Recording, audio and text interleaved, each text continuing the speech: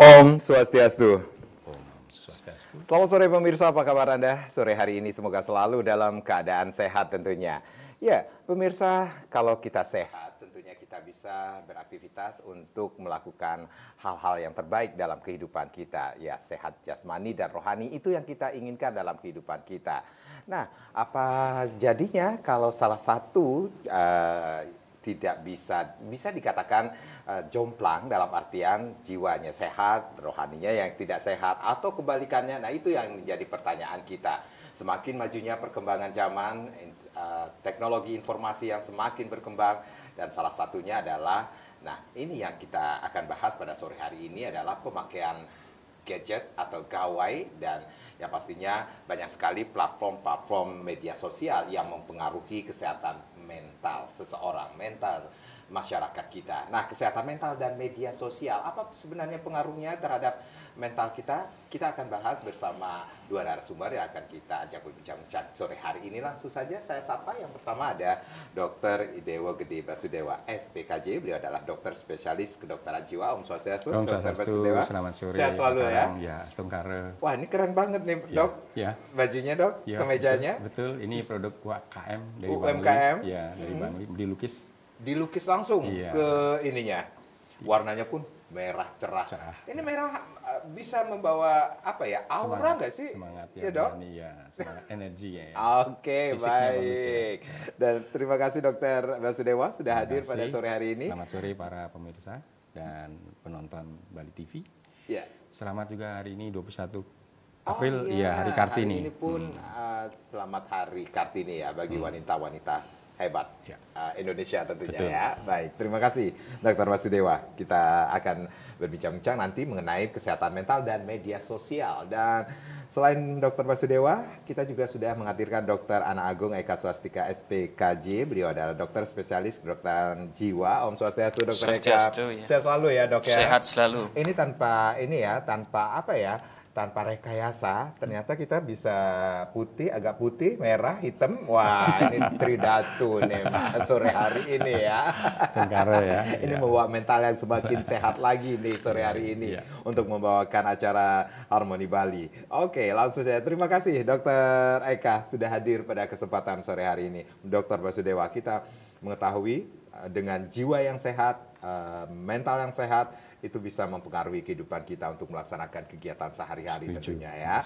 Nah, ini sebenarnya apa yang disebut dengan mental yang sehat atau kesehatan mental? Iya, Dok? kesehatan mental. Baik, terima kasih Pak Karang. Jadi kalau dibilang orang yang sehat mental itu, kalau didefinisikan suatu kondisi ya. Nah, kondisi itu bisa berubah-ubah ya, bisa berubah-ubah, bisa istilahnya dinamis, di mana kondisi itu memungkinkan seorang bisa berkembang secara fisik, mental, spiritual, dan sosial, di mana dia mampu menyadari dirinya untuk menghadapi semua tekanan-tekanan yang berasal dari kehidupan sehari-hari, di mana dia dengan tekanan-tekanan itu dia ingin mencapai suatu tujuan, cita-cita, apakah dia akan sukses, berkembang, dan kemudian dia memiliki istilahnya kebebasan untuk produktif dan berkontribusi kepada orang-orang di sekitarnya, termasuk dirinya.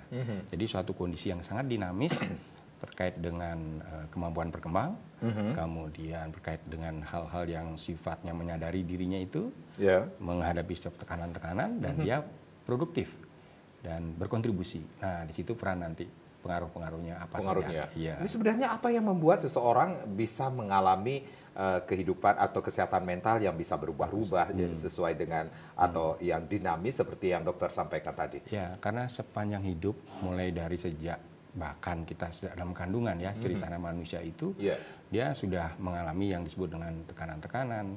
Dia akan tumbuh menjadi bayi yang sebelumnya hanya berupa suatu bentuk yang kecil, pecah, dan berkembang menjadi bayi yang normal dan siap untuk dilahirkan. Kemudian dia lahir, dan lahir pun dia mengalami proses yang disebut mulai belajar jalan, sekolah, sosial, kemudian ke dewasa, menikah, berpunya anak, keluarga, kemudian lanjut usia, dan tumbuh selama usia itu. Artinya apa?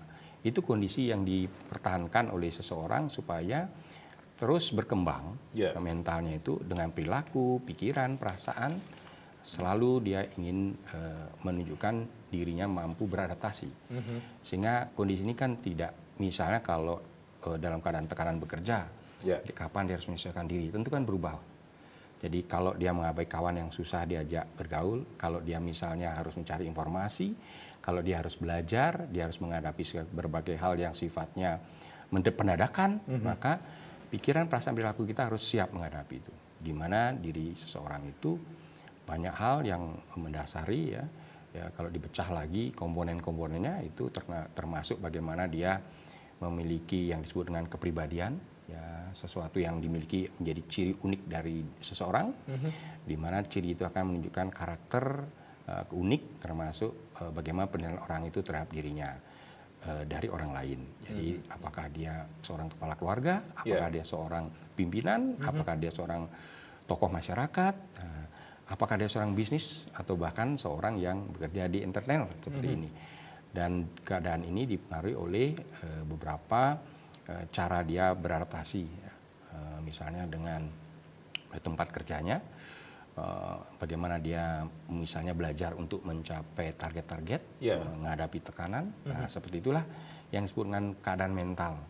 Dan dia selalu fokus menyelesaikan tugasnya, dia fokus dengan pencapaiannya, dan dia bisa mengatasi berbagai tantangan, berbagai kesulitan, termasuk kelemahan, dengan cara yang konstruktif, dengan cara yang sifatnya adalah produktif. Nah, inilah yang disebut dengan kesehatan mental yang betul-betul mampu menyadari, mampu menghadapi tekanan, tetap produktif dan berkontribusi kepada dan berikan manfaat kepada lingkungannya. Baik, ini yang menarik sekali, bahkan seseorang yang bisa mengalami kesehatan mental yang bisa berubah-ubah atau dinamis itu sendiri bahkan sejak dalam kandungan. Seperti itu, Dok. Betul. Dokter. Betul. Jadi ketika dalam kandungan pun nanti setelah lahir kemudian berkembang, grow up dan melakukan aktivitas, itu akan mempengaruhi seseorang. Sangat mempengaruhi. Salah satu penelitian mengatakan seorang ibu yang kebetulan hari Kartini sekarang ya, kita ibu baru yang baru memiliki anak dalam kandungan, anak itu bukan diam, tapi dia belajar dari ibunya,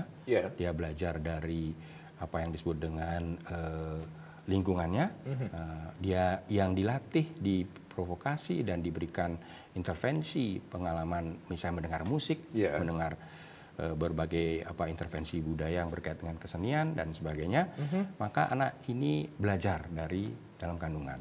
Bahkan ada beberapa penelitian ibu-ibu yang menyiapkan nama anak itu sejak dalam kandungan bersama bapaknya. Pada saat anak itu lahir dipanggil, dia akan menoleh. Artinya apa?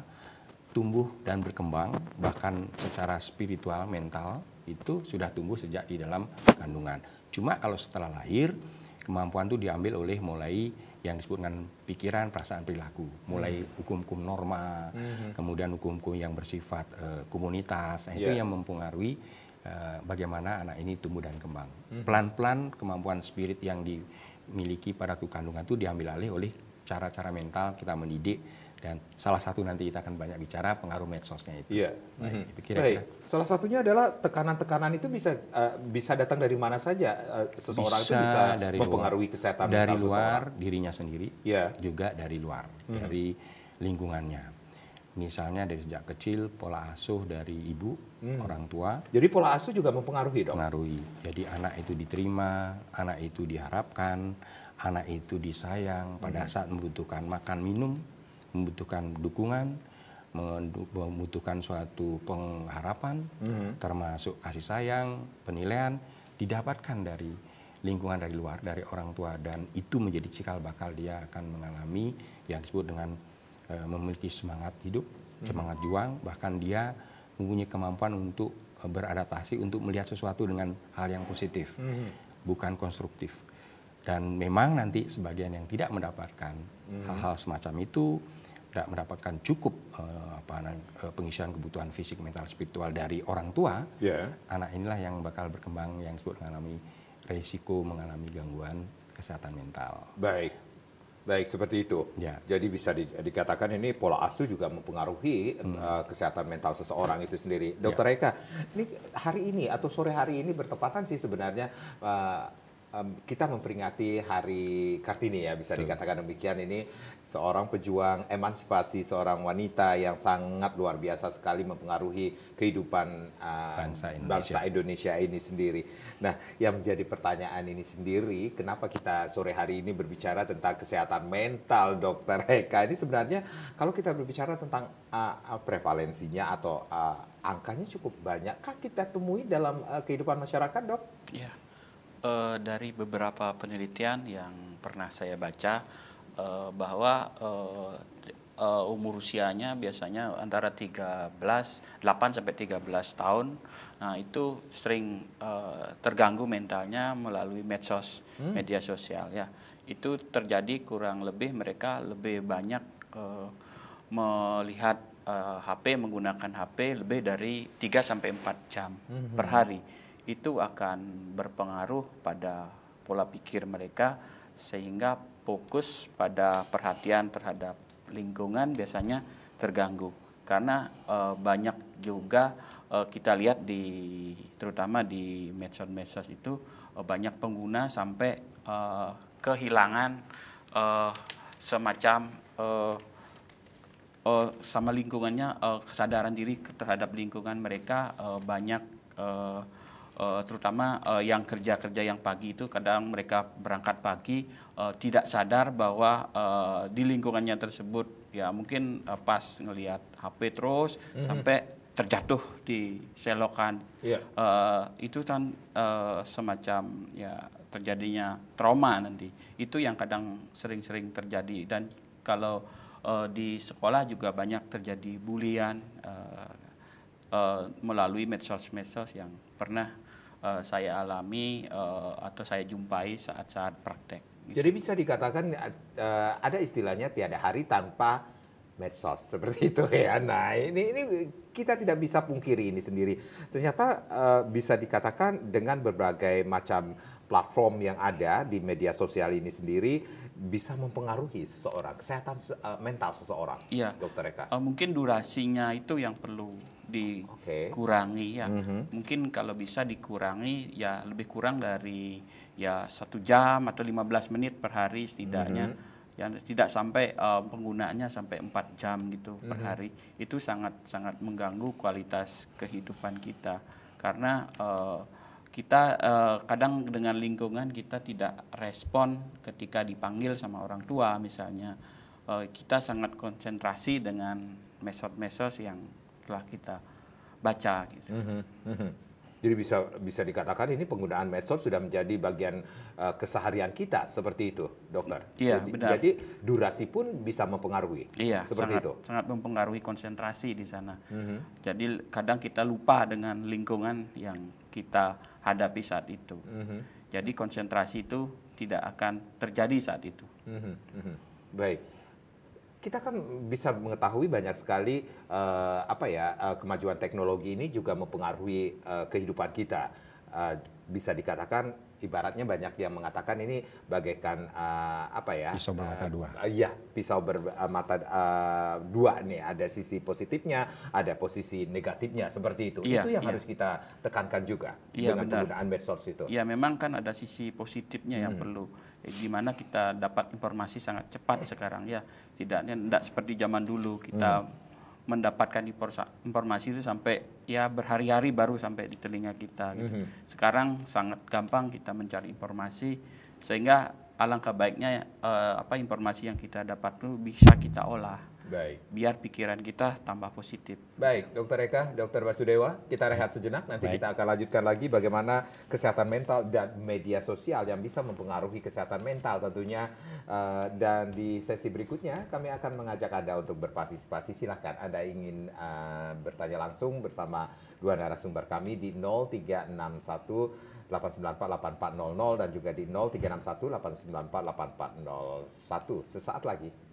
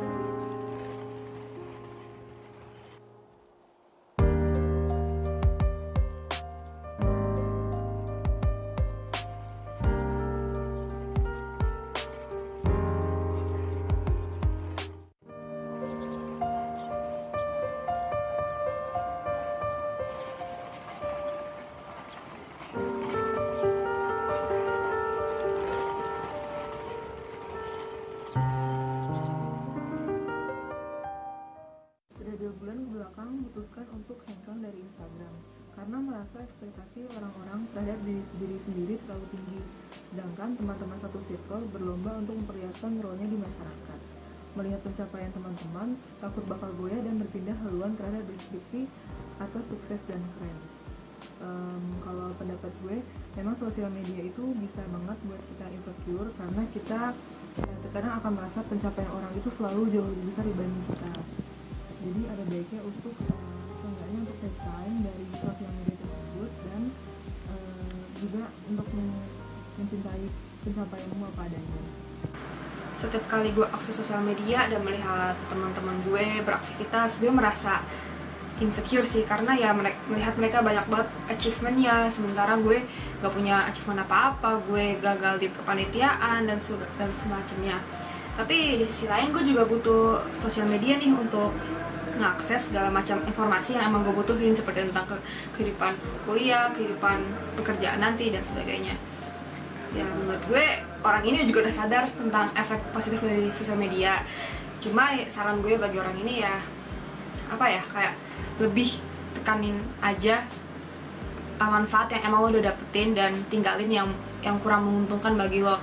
Bukan berarti lo mesti ngeblokir semuanya, enggak, ya anggap aja itu sebagai motivasi dan lo tetap fokus ke hal-hal menguntungkan yang sosial media kasih ke lo. Kayak lo bisa aja minta teman lo ini untuk nyari relasi lewat sosial media untuk hal-hal yang emang lo minatin, kayak bidang pekerjaan yang lo mau ambil nanti pas udah kerja dan sebagainya macamnya sih.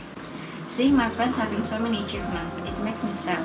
Bukan karena gue iri, tapi karena gue ngerasa gue kehilangan banyak banget kesempatan karena emang gue lagi di project yang dikerjain. Kadang ngeliat hal itu malah bikin gue tuh gak fokus, cuma bisa ngeluh dan ngeluh, bukannya fokus ngerjain apa yang menjadi kewajiban gue. Lagi-lagi, hal itu malah bikin gue semakin ngerasa terbelakang dan benci sama diri sendiri. Menurut gue, dengan segala kecanggihan teknologi saat ini, kita bisa banget ngatur konten-konten apa aja yang kita lihat. Misalnya kita bisa nge-follow akun-akun atau orang-orang yang emang bisa ningkatin motivasi kita daripada nurunin motivasi kita. Contohnya Instagram.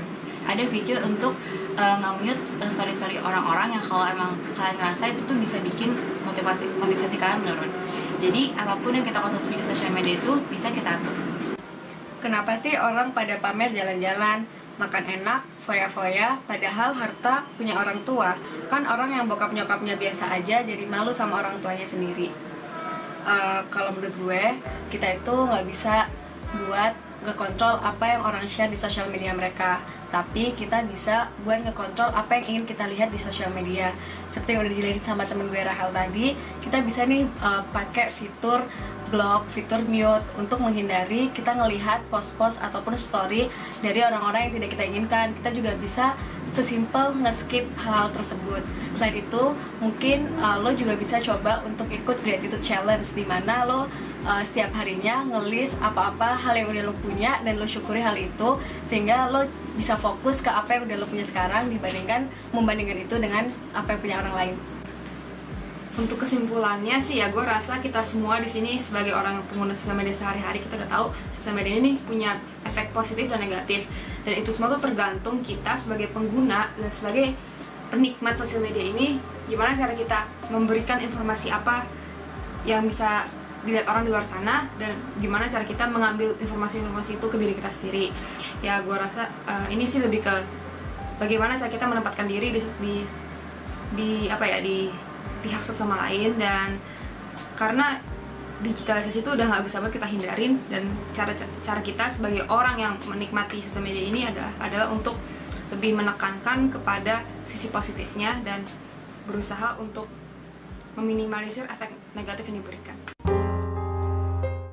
Ya, baru saja kita saksikan bagaimana video tentang bagaimana tentang media sosial pun bisa mempengaruhi kesehatan mental seseorang. Nah, ini yang akan kita bahas kembali, kesehatan mental dan media sosial. Silakan Anda yang ingin bergabung bersama kami, line akan kami buka di 0361894800 dan juga di 0361894841. Masih bersama Dr. Idewo Gede Basudewa SPKJ, seorang dokter spesialis kedokteran jiwa, dan juga ada Dr. Ana Agung Eka Swastika SPKJ, dokter spesialis kedokteran jiwa tentunya. Baik, Dokter Eka, Dokter Basudewa, kalau kita berbicara melihat tayangan tadi itu juga banyak sekali ya. Ternyata sisi positif, kemudian sisi negatifnya yang harus kita ketahui. Media sosial ini sendiri, perkembangan digitalisasi tidak bisa kita tolak dalam kehidupan sekarang, saat ini bisa dikatakan. Sebenarnya apa sih sebenarnya yang disebut dengan media sosial itu sendiri, Dok? Ya, kalau media sosial kan platform yang berbasis internet. Dimana kalau dilihat dari ciri-cirinya media sosial itu ada unsur konten, isi, kemudian ada unsur conversation, ada di diskusi, kemudian ada komunitas, dan terakhir koneksi. Jadi interkoneksitasnya. Dan medsos itu diciptakan di era teknologi sudah mulai maju, berkembang, dengan tujuan untuk memperpendek jarak waktu orang, bahkan mohon maaf nih, termasuk dunia dalam kita juga sudah tidak lagi ada unsur. Kalau kita seperti disampaikan tadi, lepas kontrol, ya sudah, kita tidak memiliki apa-apa lagi. Dan kalau bicara tentang 4 hal tadi, konten, kemudian conversation, kemudian adanya komunitas dan konektivitas, sebenarnya yang paling kita harus cermati terkait diri kita, mental dan kesehatan nanti, hati-hati menggunakan media sosial berkaitan dengan pertama-tama membuat akun kan. Jadi membutuhkan suatu identitas diri yang dicatat dalam akun. Nah, akun itu tentu harus diisi siapa namanya, bahkan alamat, telepon, segala macam itu diminta kalau kita mau memasuki. Itu bahaya awal yang akan membuat seseorang akan resiko atau tidak menghadapi media sosial. Kalau dulu orang menganggap mulutmu ada harimaumu. Sekarang jari tanganmu nasib ada di depanmu. Ya, jari tangan itu akan membuat Anda akan menjadi seseorang yang gangguan mental atau akan tumbuh berkembang karena menggunakan konsep positif dan negatif dari media sosial, atau bahkan nanti jari ini juga akan membuatkan sesuatu yang sifatnya satu membuat masalah ya, kemudian mengalami gangguan dalam tanda kutip adalah mengganggu orang, bahkan diganggu orang. Kita lihat bahwa beberapa kasus, terutama mereka anak-anak yang masih belum baik untuk menjaga, ini perlu didampingi, apalagi sekarang adik Kartini ya, ibu-ibu mendampingi, karena anak ini sangat rawan dari ancaman-ancaman cyber, yaitu bisa bullying, atau mungkin bentuk ajakan, ya, atau dalam bentuk yang sifatnya adalah tawaran-tawaran. Kita akan melihat anak-anak akan tanpa sadar, tanpa pertimbangan, kalau kita tidak bisa kontrol, dia memiliki akun sendiri, dia kemudian mencari informasi tentang hal-hal yang menyenangkan saja, dan pelan-pelan dalam sistem bermain medsos ke depannya berkaitan dengan kesehatan mental kita, di mana medsos itu menawarkan hiburan, pengetahuan, keterampilan, dan juga berbagai hal kesempatan, termasuk hubungan dengan orang-orang. Nah, sesuai dengan apa yang ditayangkan, saringan terhadap mental seseorang tidak selalu sama, apalagi anak-anak. Dia cenderung akan mencari hal yang menyenangkan. Di mana dalam konteks otak kita, otak anak-anak, otak orang dewasa juga, medsos itu bekerja di sistem yang disebut dengan reward, artinya sistem memberikan penghargaan, penilaian.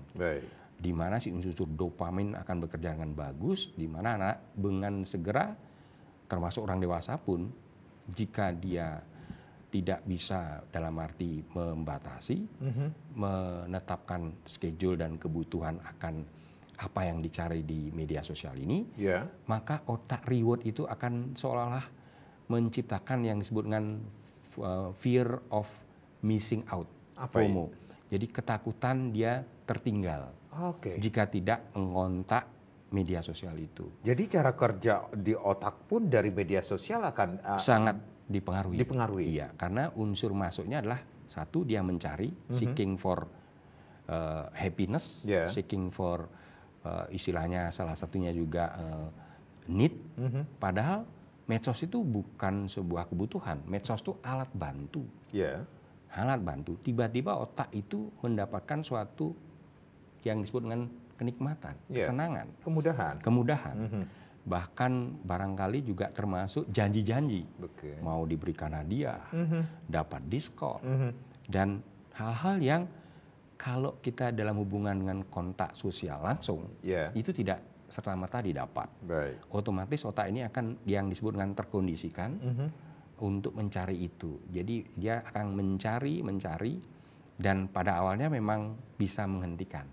Misalnya dia masih memiliki tanggung jawab, kebetulan punya otoriter yang sifatnya panutan, dia diingatkan masih bisa. Tapi kalau nanti itu tidak, maka reaksi primitif muncul.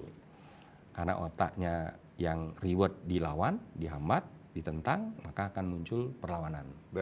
Gangguan, kemudian juga gangguan mental, agresivitas, bahkan bila kebetulan pengguna inilah mengalami gangguan depresi cemas akan meningkat, bisa jadi kehilangan kontrol.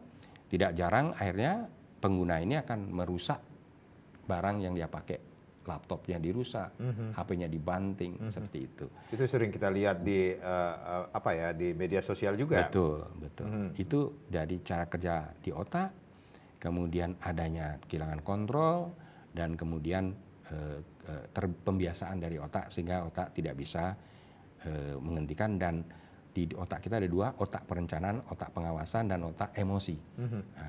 Pelan-pelan pengguna medsos yang tidak terkendali, otak emosi lah yang lebih dominan. Baik. Dr. Eka, tadi ada yang menarik sekali, perlu pendampingan dari orang tua ketika anak-anak kita bermain sudah terbiasa dengan gawai yang diberikan pada saat ini.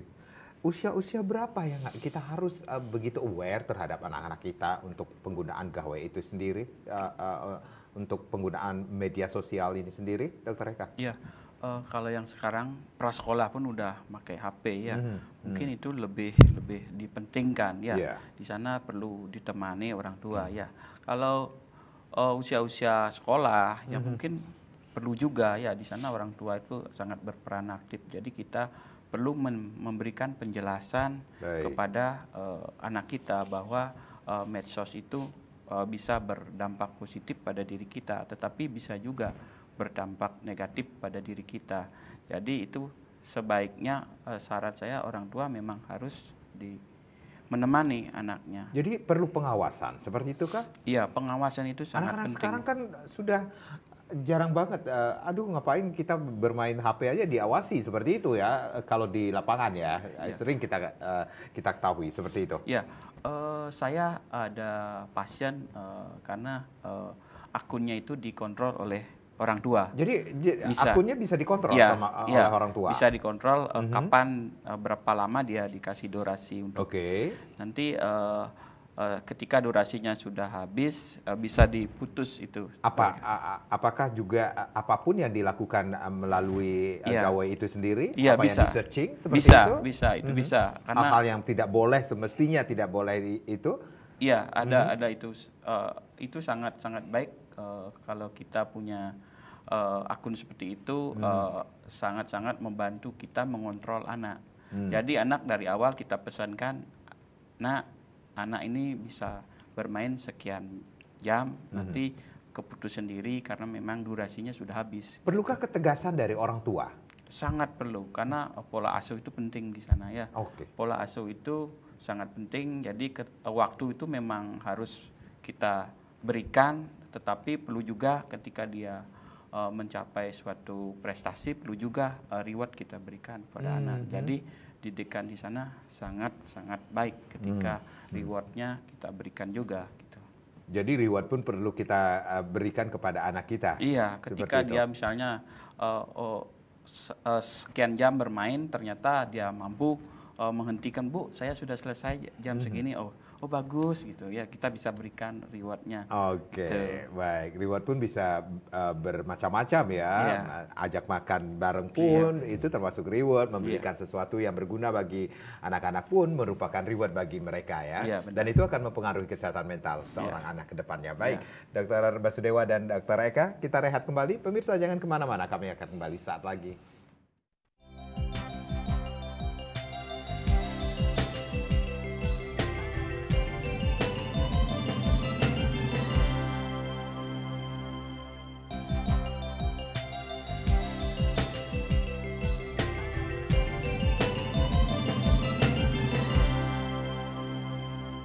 Baik, terima kasih Anda yang baru saja bergabung bersama kami di Harmoni Bali. Kesehatan mental dan media sosial masih kita bahas di sore hari ini.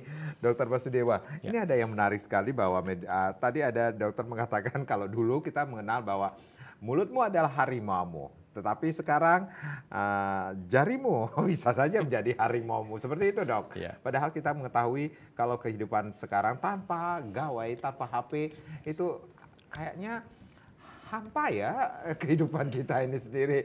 Orang yang baru bangun tidur pun dia tidak akan menoleh ke pasangannya tetapi bingung nyari HP-nya. Itu yang terjadi.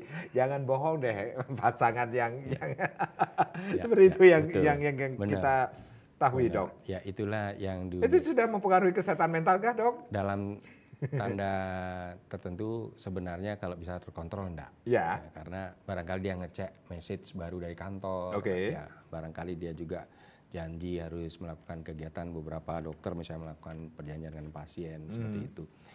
Namun kuncinya adalah kontrol. Dan seperti kata Dokter Gung tadi mengatakan bahwa emang sekarang zamannya gadget. Semua sekolah juga menggunakan gadget juga. Jadi boleh dikasang generasi alpha sekarang 2000 tahun lahir 2011 itu sudah gadget itu satu hal yang keniscayaan ya. Jadi benar. Nah, bagaimana sekarang menghadapinya kan yang penting. Penelitian mengatakan bahwa untuk kita perlu memahami misalnya tujuan menggunakan gadgetnya. Kemudian memastikan waktu berapa lama.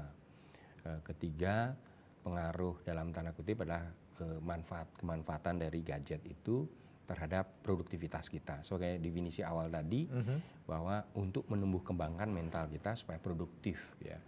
Cari informasi yang tepat, informasi dari sumber-sumber yang benar. Jangan dikira sekarang orang tua gampang menakut-nakuti seorang anak ya. Dia katakan bahwa gambar dan sebagainya, dia ceritakan kamu akan jadi begini kalau melakukan sesuatu. Ini contohnya. Anak ini belum tentu percaya, oh gitu ya. Ternyata anak ini sudah punya akun, dia cek referensi gambar itu dan dia bilang, wah ini salah ini, nggak bener sumbernya gitu. Dia bisa protes. Itu anak-anak yang harus kita waspadai. Dan menurut pemahaman mengontrol anak dengan era gadget, lebih banyak memberikan seperti tadi, menyeimbangkan bagaimana tujuan menggunakan gadget sebagai alat dengan apa yang seharusnya yang harus diperhatikan oleh anak itu. Termasuk orang dewasa juga, termasuk orang tua juga. Maaf nih orang tua yang baby boomer itu yang semuanya tidak tahu gadget, itu sekarang juga mulai seneng nih belajar gadget, dilatih. Dia pikir nggak mau, terus akhirnya begitu dia fasis menggunakan gadget, lupa dia waktu. Tidak tidur, kambuhlah penyakitnya, gangguan penyakit dan sebagainya. Selain hal itu, jadi kebutuhan supaya tidak memberi efek terhadap kehidupan fungsional sehari-hari, misalnya tidur, kemudian istilahnya makan, jadi lupa, kemudian waktu luang, bergaul, kemudian juga komunitas yang real, betul-betul, sehingga diri manusia yang menggunakan gadget ini tetap mengerti bahwa ada waktunya menggunakan gadget, ada waktunya untuk melakukan pertemuan secara sosial. Asal jangan saja lupa bahwa sudah punya pasangan, seperti itu, Dok? Oh, kalau punya pasangan dengan gadget bisa harus lebih meningkat lagi ya kedekatannya ya. Atau bersama-sama menggunakan gadget main sosial. Baik, Dokter Gung Haika, ini ada yang menarik sekali, kontrol itu sangat penting sekali. Bagaimana caranya kita harus bisa memberikan pengontrolan kepada seorang anak untuk penggunaan gawai ini atau gadget ini sendiri, Dok? Mungkin kalau pengontrolan seorang anak itu perlu janji dulu ya, semacam pernyataan bahwa anak sekian persen Anda atau sekian jam Anda harus berhenti gitu jadi sudah ada deal-dealan antara orang tua dan juga anak. Ada, nanti kita akan lanjutkan lagi, ada Pak Putuwira dari Jimbaran yang sudah bergabung. Om Swastiastu, selamat sore Putuwira. Om Swastiastu, selamat sore. Oh ya, masih muda nih kayaknya. Wira, silakan. Ya, bertiga, umur saya masih 33 tahun. Oh ya, masih muda sekali nih. Wira, silakan. Ada yang ingin ditanyakan? Mau tanya, bagaimana caranya gini, itu mencegah sosial media. Sekarang ini kan banyak yang kecanduan sosial media kayak TikTok dan lain sebagainya itu. Dan satu lagi, sekarang ini banyak yang viral sekarang tuh bunuh diri tuh, ngeri sekali saya bacanya itu. Gimana caranya mencegah ini kecanduan sosial media? Oke, baik. Ada lagi, Putu Wira? Itu aja? Ya, karena itu sangat berbahaya, bisa mempengaruhi mental. Gitu. Ya, itu udah bagaimana cara mencegahnya. Oke, itu saja. Terima kasih. Terima kasih Putu Wira dari Jimbaran. Nah, ini juga kita sering sekali tanpa disaring kita disuguhi sesuatu atau berita-berita yang melalui beberapa platform media ya, media sosial. Tanpa saya sebutkan ya, kalau Putu Wira tadi menyebutkan platformnya seperti apa, itu akan mempengaruhi kesehatan mental seseorang. Bahkan yang seharusnya tidak kita lihat, yang tidak kita bisa saksikan, itu terpampang nyata, bisa kita lihat, bisa kita akses, seperti itu, Dok. Ya, makasih Pak Putu Wira di Jimbaran yang bertanya tentang kecanduan online dan 2 bunuh diri. Iya, betul. 2 hal. Jadi kecanduan itu sesuatu yang saya sebut tadi. Ketika seseorang di mana sistem di otaknya, rewardnya itu sudah dikuasai. Beliau tanya gimana cara mencegahnya. Nah, jadi pertanyaannya bagus sekali Pak Putu Wira. Satu-satunya ya stop penggunaan itu. Ini langsung direct saja ya. Bagaimana caranya? Nggak mudah karena kita hidup di situ ya. Yeah. Tapi sebelumnya Dok, ada data nggak sih Dok, seberapa persenkah atau berapa lamanya seseorang bermain? Oh ya, baik. Ya, penggunaan medsos, terima kasih mengingatkan itu, bahwa di penelitian luar negeri lebih dari 3 jam itu sudah suatu patologi bisa terjadi di otak. Jadi gangguan bisa terjadi. Jadi gunakan medsos itu sekecil mungkin ya, berkurang seminimal mungkin. Dan medsos yang dilakukan, dan kita catat ternyata lebih dari 60% di dunia termasuk di Indonesia sekarang ini sudah menggunakan medsos. Dan mereka menghabiskan waktu, berdasarkan pencatatan kita itu, hampir 36% dari waktu aktivitas mereka.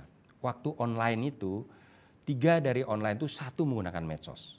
Ini artinya peran waktu mempengaruhi otak kita akan mengalami gangguan atau tidak. Jadi bijak, cerdas, mengontrol, benar kata Dr. Agung tadi, schedulekan waktu untuk menggunakan medsos, tepati disiplin waktunya untuk menyelesaikan medsos. Dan ketika sudah mulai muncul namanya pengen checking itu waspada. Itu sudah ada namanya disebut dengan pengendalian impuls. Jadi spontanitas kita sudah mulai kehilangan kontrol, pengennya ngelihat aja.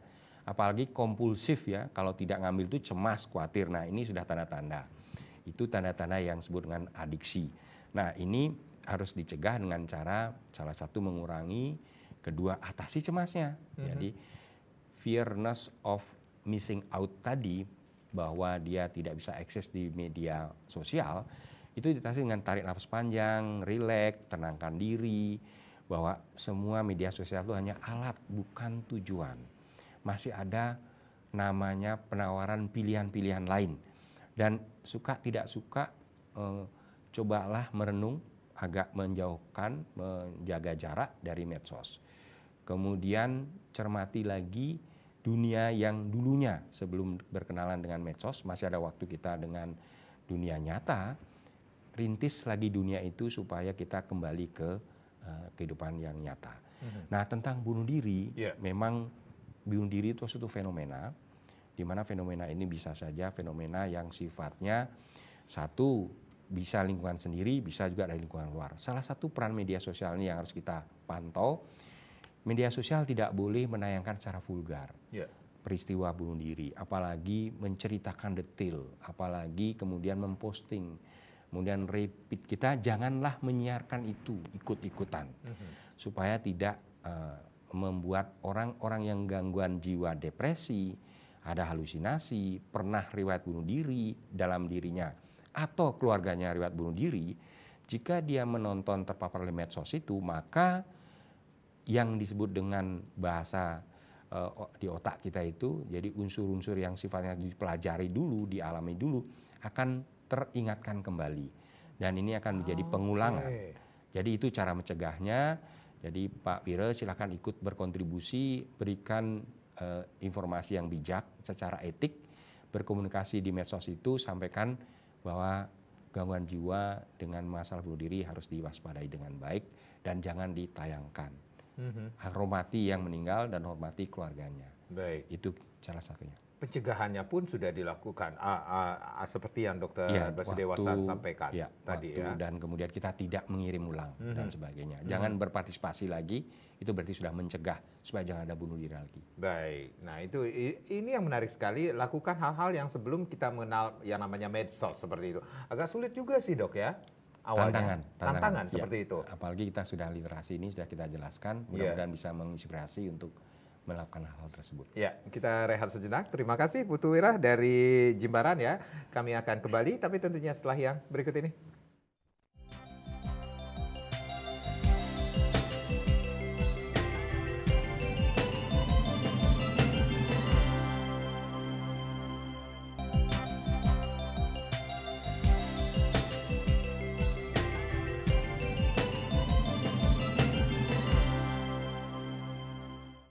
Baik, terima kasih Anda yang masih bergabung bersama kami di Harmoni Bali. Bagaimana kesehatan mental dan media sosial, pengaruhnya sangat besar sekali bagi kesehatan mental kita. Masih bersama Dr. Idewo Gede Basudewa SPKJ, beliau adalah dokter spesialis kedokteran jiwa, dan juga ada Dr. Ana Agung Eka Swastika SPKJ, dokter spesialis kedokteran jiwa. Silakan, masih ada waktu di 0361894840 dan juga di 0361894841 tentunya. Dr. Agung Eka, tadi ada yang menarik sekali, Dr. Basudewa mengatakan bahwa bijaklah, cerdaslah, kemudian disiplin juga sangat diperlukan. Tetapi kita kadang tidak tahu nih, harusnya kita tidak boleh sebarluaskan, tetapi disebarluaskan, di-sharing begitu saja tanpa mengetahui dampak ke masyarakat atau yang menyaksikan tersebut. Apa yang harus diperhatikan ketika kita melakukan atau dari medsos tersebut? Ya. Kalau di media sosial itu kan ada konten-konten ya, yang mana bisa kita lihat, mana yang enggak, itu di list mungkin ya, dipilih ya. Mungkin sebelum terpapar kita list dulu ya. Oh ini loh nggak boleh ya. Mungkin kalau di usia dibatasi juga ya. Kalau misalnya kan ada aplikasi yang saya bilang tadi itu bisa kita masukkan di sana. Oh ini nggak boleh unsur kekerasan, jangan. Ya kita centreng-centreng aja itu, nanti biasanya akan dipilih sendiri sama gininya, sama anaknya sendiri. Itu yang paling penting sebenarnya. Kalau sudah terpapar ya mungkin kalau sudah mulai terganggu ya, mungkin depresinya datang, cemasnya datang. Ya itu tadi sudah dibilang ya, mungkin relaksasi yang pertama secara darurat ya, itu bisa dilakukan di rumah ya. Jika nanti setelah kita berbagai upaya, meditasi juga sudah, yoga udah, ternyata masih juga mengganggu pikiran dan kehidupan kita, ya sebaiknya kita perlu intervensi ya, datanglah ke profesional ya, ke psikiater kalau bisa. Di sana nanti biasanya kita akan evaluasi lagi apakah ini perlu terapi obat atau mungkin hanya psikoterapi aja. Jika memerlukan suatu terapi obat, kalau dia datang dengan kecemasan ya kita akan intervensi dengan anti cemas ya. Kalau dia datang dengan depresi biasanya kita intervensi dengan antidepresan ya. Jika hal tersebut tidak juga memperbaiki ya mungkin perlu juga kita pertimbangkan, mungkin perlu rawat inap apa enggak. Jika ide-ide bunuh dirinya sangat tinggi, mungkin kita pertimbangkan untuk dirawat inap itu, sambil mengevaluasi keadaan secara ketat di rumah sakit. Baik. Biar pasien atau orang tersebut tertangani dengan baik. Ya, gitu. baik. Dr. Basudewa, berarti adakah hal-hal yang perlu kita ketahui atau gejala-gejala seseorang yang ketika kita hubungkan dengan penggunaan media sosial ini sendiri akan berpengaruh terhadap kesehatan mental mereka tersebut? Ataukah ada mekanismenya gangguan mental pada seseorang yang ada hubungannya dengan penggunaan media sosial ini sendiri? Betul. Jadi tanda-tanda seseorang sudah mulai berlebihan, itu sudah nggak baik dah. Berlebihan menggunakan medsos. Bahkan tanpa dia tiap hari ngecek itu dulu. Kedua, kalau tidak menyiarkan sesuatu dia merasa tidak nyaman, merasa sedih, merasa tidak eksis. Ya. Kemudian dia selalu mengharapkan like, meminta semacam follower, minta menjadi mencari apa istilahnya yang mendapatkan emoticon gitu, jadi pemburu emot. Nah kalau udah seperti itu, apalagi dia tanpa sadar dimanapun nggak peduli dia menggunakan media sosialnya, mau di toilet, mau dimakan, mau sama keluarga, sudah kalau udah itu. Jadi itu sudah udah ciri-ciri sudah itu ya, ada masalah dengan medsosnya, dia nggak bisa. Itu medsos sudah jadi jarimu dikuasai oleh, jadi dirimu sudah dikuasai oleh medsos, bukan jarinya lagi. Jadi itu salah satu tanda. Tanpa melihat tempat ya dok ya. Dan kompulsitas namanya, keinginan kompulsif itu kalau tidak ngambil itu dia cemas banget. Nah itu mengerem impulsnya, dorongan. Impuls itu kan dorongan insting, mau misalkan sesuatu, tapi spontan ke sana terus. Sudah terganggu secara sosial, seperti saya sebut tadi. Dia tidak memiliki lagi menyadari mandiri untuk menghadapi tekanan-tekanan. Tekanannya mengalami medsos sudah nggak mampu lagi, gangguan itu. Tidak produktif, dia melalaikan tanggung jawabnya, sudah itu tanda-tandanya seperti itu. Apalagi sulit tidur, cemas, gampang marah, seperti kata Dr. Agung tadi, ya sudah. Jadi ada beberapa case atau kasus yang seperti yang dokter sampaikan, harus bijak, kemudian cerdas, disiplin waktu menggunakan medsos ini sendiri.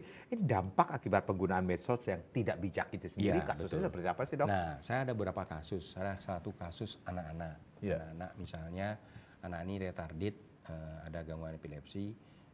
Kebetulan anak ini juga anak adopsi. Orang tua yang sangat sayang. Nah, anak ini ternyata usia berapa dok? Usia sekitar SMP, jadi sekitar 11 tahun ya. Nah, itu sudah akil balik ya dok? Iya betul. Dan akhirnya jadi pemarah, menyerang, memukul orang tuanya. Terutama pada waktu dia di stop menggunakan medsos dan khususnya main game. Karena dia punya kelompok teman yang diajak main game. Nah, apa yang terjadi pada anak ini setelah dirawat di rumah sakit? Dia mampu menundukkan dokter dan perawat-perawatnya. Dalam artian apa sih dok? Misalnya disuruh tugas, yang penting dia mau cepat pulang. Karena di rumah sakit kan nggak dapat medsos, nggak dapat ini. Target dia mau cepat pulang. Ya, dan akhirnya ya dokternya sama perawatnya kita instruksikan, coba ikut mengisi waktu di sini. Keinginanmu apa? Oh saya suka main voli, main badminton di luar. Tapi di sini kan nggak bisa. Melakukan kegiatan apa? Nyapu, ngepel, dan sebagainya. Ada yang dilupakan, ditanyakan. Waktu Anda ngepel, waktu kamu melakukan nyapu dan membersihkan kebun dan sebagainya, apa yang terpikir? Saya terpikirkan gadget. Jadi itu yang saya maksud bahwa, dan laporannya, dok pasiennya sudah makan, minum bagus, sudah bekerja bagus. Tapi sebenarnya dia pikirannya masih gadget, karena dia targetnya pulang. Itu salah satu gangguannya yang harus ditangani. Dua, beberapa orang tua tiba-tiba cemas, khawatir, trauma, karena diancam oleh seseorang kalau tidak mengirim uang. Dia ketahuan menonton video porno. Dan dia foto, dia punya fotonya, lagi nonton video, lagi difoto dengan cara tertentu oleh yang mengirim akun ke dia, dan dia diancam, diperas. Bahwa dia akan siarkan namanya, dia akan kirim kemana-mana. Dia tertekan, cemas, depresi, datang ke tempat saya. Pada waktu itu ternyata dia tanpa saja ngeklik sebuah akun yang menawarkan nonton video. Dia nonton tanpa sengaja dan langsung di screenshot, fotonya ada dan di share. Itu kasus di mana menjadi depresi dan cemas. Yang ketiga ada kasus lagi yang menarik, ini yang positif ini. Kasus saya pasien dengan retardasi mental, dia berak sembarangan, kencing sembarangan, jalan kemana-mana, nggak bisa sembuh-sembuh, ngomong susah, kelihatan retardasi. Ternyata setelah diobati dia bisa ngomong, dia bilang nunjuk-nunjuk HP, minta belajar HP. Dikasih lihat, ternyata dia sempat membuat akun di situ. Dan kita cek ternyata dia memang eksis di situ, dan kemudian kita dengan menggunakan medsos kita bangkitkan lagi ingatan-ingatan dia terkait dengan medsos. Dia pelan-pelan menjadi normal kembali, mengingat lagi, dan dia bisa menggunakan, dan dia malu, tidak berak sembarangan, tidak kencing sembarangan, dan dia menerima apa yang diminta oleh dokternya. Jadi kasus mental itu dengan medsos ada dua, bisa dampak yang sebelumnya tidak mendapatkan gangguan jadi gangguan, di gangguan itu kita bisa baik dan dia bisa recovery, dan kemudian bisa melihat riwayat di medsosnya, kita gunakan medsos untuk dia kembali lahir, kembali menyadari, kembali dia mengikuti kemampuan-kemampuannya untuk dia berkontribusi produktif dan beraktivitas kembali. Baik, Dokter Eka, bagaimana caranya seseorang harus bijak, cerdas, dan disiplin waktu untuk menggunakan medsos agar tidak berpengaruh terhadap kesehatan mental ini? Ya, kalau kita sebagai orang tua, yang pertama ya sebagai contoh di rumah ya sempatkan atau mungkin harus punya waktu untuk anak-anak ya bercanda, bermain, dan berkomunikasi itu penting ya. Itu karena kalau anak melihat kita sering bawa HP, papa aja boleh, kenapa saya enggak? Gitu biasanya anak-anak sekarang ya. Iya, orang tua menjadi contoh. Iya, harus sebagai contoh. Selain itu ya waktu juga perlu ya, mungkin cari waktu yang tepat kapan kita medsos, mungkin jangan terus-terusan di hadapan anak ya, mungkin waktu itu perlu kita manfaatkan atau sesuaikan dengan tempat kita gitu ya. Itu sangat penting karena banyak anak sih terpengaruh lingkungan biasanya banyaknya. Ketika lingkungannya tidak nyaman, tidak tenang, dia juga akan terpengaruh seperti itu. Baik. Baik, Dokter Basudewa, ini waktu kita sangat singkat sekali. Kesimpulan apa yang bisa kita petik atau ambil dengan kesehatan mental dan penggunaan media sosial ini sendiri, Dok? Baik, kesehatan mental adalah suatu kondisi yang dinamis, saya bilang itu, di mana kondisi ini harus disadari dan kemudian memberikan kemampuan untuk tumbuh kembang kita secara spiritual, sosial, dan mental. Produktivitasnya harus wujud menghadapi tekanan sehingga berkontribusi. Dan medsos ini punya pengaruh. Pengaruhnya apa? Membuat kita jadi lebih baik, lebih cepat bekerja, tepat waktu, bahkan tanpa kenal waktu. Bijaknya harus mengontrol, jangan sampai medsos menjadi kebutuhan, dia hanya sebagai alat kontrol. Dengan cara membuat schedule, dengan cara disiplin waktu, jangan lebih dari 3 jam. Kalau perlu kurangi 30 menit setiap hari. 30 menit setiap hari dikurangi memberikan kesehatan mental yang signifikan, terutama orang yang mengalami depresi, cemas, dan juga perasaan tidak eksis kalau tidak masuk di dalam medsos. Baik, dalam dunia digitalisasi mulutmu adalah harimaumu, sekarang sudah berubah menjadi jarimu, bisa saja menjadi harimaumu, seperti itu. Bijak, cerdas, kemudian disiplin waktu, itu yang terpenting. Penggunaan media sosial yang tentunya kita harapkan tidak berpengaruh terhadap kesehatan mental yang tidak bagus ke depannya bagi anak-anak. Dr. Basudewa dan Dr. Eka, terima kasih sudah sharing sore hari ini sama Desi Kedenkarang. Terima kasih, kita berjumpa lagi di lain kesempatan. Om Santi, Santi, Santi, Om. Sukses semua.